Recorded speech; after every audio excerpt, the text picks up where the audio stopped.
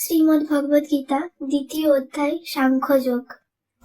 সঞ্জয় উবাচ তং তথা কৃপয়াবিষ্টমশ্রু পূর্ণাকুলেক্ষণম বিষীদন্তমিদং বাক্যমুবাচ মধুসূদন। অনুবাদ। সঞ্জয় বললেন, অর্জুনকে এভাবে অনুতপ্ত, ব্যাকুল ও অশ্রুসিক্ত দেখে কৃপায় আবিষ্ট হয়ে মধুসূদন বা শ্রীকৃষ্ণ এই কথাগুলি বললেন।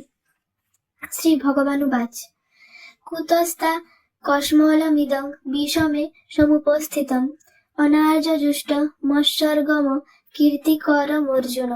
অনুবাদ। পুরুষোত্তম শ্রী ভগবান বললেন, প্রিয় অর্জুন, এই ঘোর সংকটময় যুদ্ধস্থলে যারা জীবনের প্রকৃত মূল্য বোঝে না, সেই সব অনার্যের মতো শোকানল তোমার হৃদয়ে কিভাবে প্রজ্বলিত হলো? এই ধরনের মনোভাব তোমাকে স্বর্গলোকে উন্নীত করবে না, পক্ষান্তরে তোমার সমস্ত যশ রাশি বিনষ্ট করবে।